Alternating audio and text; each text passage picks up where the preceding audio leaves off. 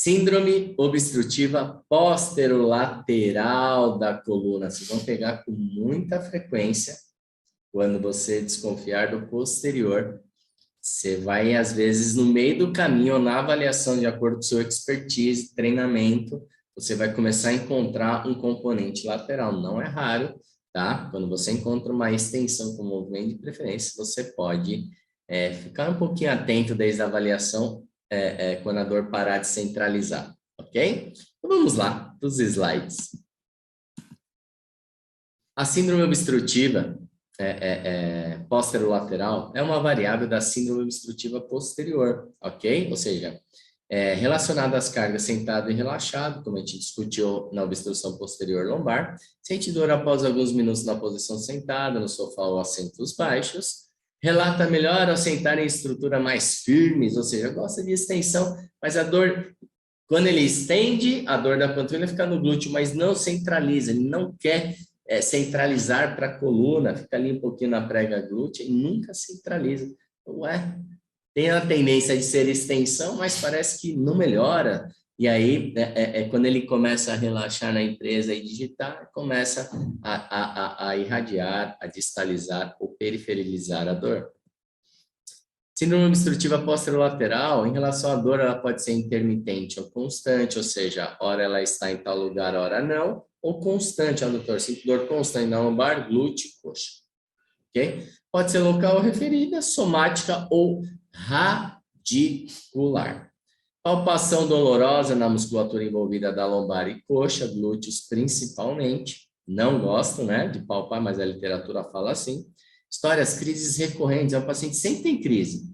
Cada 4 meses ele entra numa crise. Ele sempre tomou umas medicações, vai para o hospital, toma uma injeção e vai melhorando. Só que essas medicações começam a não fazer mais efeito. Tá? Sem melhoras com os tratamentos prévios, ou seja, aquele paciente sempre está com uma dor, melhora, toma remédio, sempre recidivando. Prefere ficar em pé, ou caminhar, que é a extensão mantida, e ao caminhar melhora a dor. Então, o paciente fica sentado, dói, em pé, melhora, caminhando, melhora. O paciente relata dor e rigidez matinal, a qual melhora após 2 horas e se mantém relativamente bem durante o dia, porém piora muito no final da tarde com a exposição da flexão mantida. Exame físico ADM diminuído ou não para a flexão, extensão e a inclinação lateral. Neurológico, positivo ou não, LASEG positivo, normalmente positivo, porque tem uma obstruçãozinha lateral ali, mas não é uma regra, pode ser que esteja negativo, tá ok? Então, teste LASEG positivo pode acontecer com maior frequência, eu observo isso na prática clínica, porém, pode estar negativo também, sensibilidade alterada ou não. Olha que interessante essa última frase. Teste de movimento. Ele responde bem ao movimento de preferência de extensão.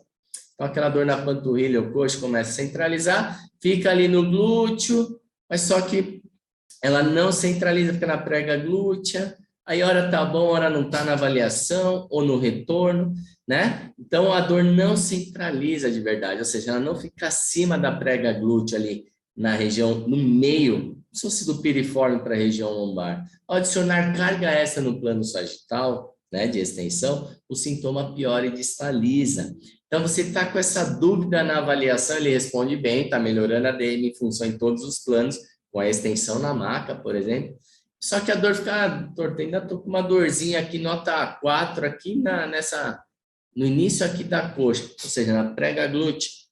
Aí você faz mais, né? Mais repetição, a dor continua igual. Opa, adiciona carga para ver se centraliza. Lembra que a carga ela é diagnóstica ou terapêutica. Quando você adiciona a carga, a dor vai centralizando ou vai expor aquela lesão posterolateral ou anterolateral. Então, na hora que você coloca a mão lá, ou na hora que o paciente começa a expirar numa progressão de carga, a dor começa a descer um pouquinho mais, distalizar, né, irradiar, você fala, componente posterolateral da coluna lombar. No exame físico, né, o que a gente espera? Extensão sentada entre corrigido piora. E quando eu ponho extensão sentado com mais carga, a bexiguinha lateral piora. O paciente vai piorar, você vai falar, é anterior. Não, calma lá. Vou começar a testar. Flexão na maxa, sintoma piora ou igual, né? Por que igual? Porque Na maca, às vezes, a carga não é a correta para expor a direção ou a obstrução lateral. Flexão em pé, sintomas de dor pioram ou sem alterações, ok? Porque em flexão, né, talvez sem alteração, porque eu estou abrindo lá o forame de conjugação, uma lesão é mais lateral, talvez o sintoma não mude, mas normalmente piora, distaliza. Extensão na maca, sintoma piora e distaliza. ADM de flexão piora e extensão piora ou não, ou fica igual. Extensão na maca, quando eu coloco aqui extensão na maca, com a progressão de carga, adiciona aqui, ó, progressão de carga, vai piorando. De início melhora, mas, olha aqui a setinha, mas pode piorar com a progressão de carga. Estendeu? Opa, melhorou, centralizou a DM em pé, ficou boa. Vou colocar mais carga, solta o ar, paciente. Começa a piorar e começa a obstruir em pé a flexão com a extensão, ok? Ou ficam iguais as referências em pé, mas a dor normalmente piora com a progressão de carga. E extensão em pé? Sintoma piora e distaliza, porque é mais carga. A DM de flexão piora e extensão sem alterações, porque ele está fazendo extensão, ele vai manter sempre igual, porque ele está treinando. Mas na hora que ele vai fazer, nossa, piorou a dor, ou a ADM ficou mais restrita de flexão, porque a extensão em pé é mais carga, expõe mais a bexiguinha lateral, ou seja, a obstrução póstero-lateral. Na prática, o paciente, então, responde bem à extensão no início da avaliação, você fala, opa, chuchu, beleza. Porém, quando progride, carga, os sintomas pioram, como dito no slide anterior. Alternativa de direção e extensão na maca quadril fora do centro, ou seja, executando a inclinação da coluna lombar. Lembrando que a gente fecha o lado, a gente coloca o quadril para o lado oposto ao lado da dor. Por exemplo, lado da dor, membro inferior direito. Eu desloco o quadril para a esquerda, fazendo um fechamento do lado, vai entrar numa concavidade o lado direito, como nesse exemplo que eu estou falando com vocês. Então, na progressão de carga após diagnosticar a obstrução posterior, eu coloco o quadril fora do centro, ok? Tem na progressão de cargas lá da coluna lombar, ok? Nas aulas a seguir tem toda a progressão de carga, os vídeos gravadinhos. Então, eu desloco o quadril e ela estende, fechando o lado da dor, ok? Na progressão de carga, ela vai soltar e expirar com mais pressão. Ela vai fazer o quadril fora do centro, chegou lá, trava o braço e solta o ar, vai aumentar a extensão com inclinação.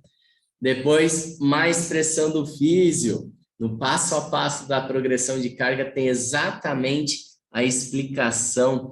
Normalmente, essa mão eu estou inclinando para o lado direito, ou seja, ela tem dor no membro inferior esquerdo nessa foto, ok?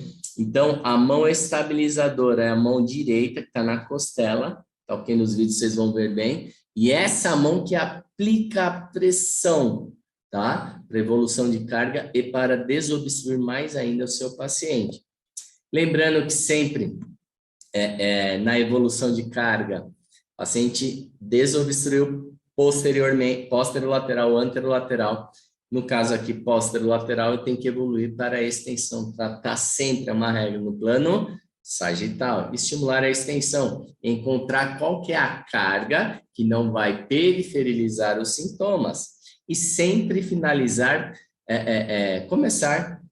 sempre finalizar com a extensão da coluna deitado, mais extensão em pé, ou seja, numa progressão de carga, eu encontro aqui qual que é a maior carga deitado, para ir para casa após sair do posterolateral.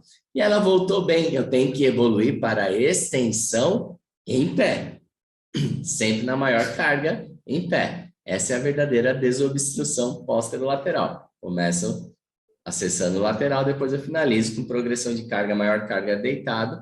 Ok, o paciente estabilizou, lá na terceira, quarta sessão já começa a estimular quando, eu coloquei terceira, quarta, mas pode ser na quinta ou na sexta, na sétima, não sei, estimular a maior extensão com mais carga em pé. Essa é a verdadeira desobstrução.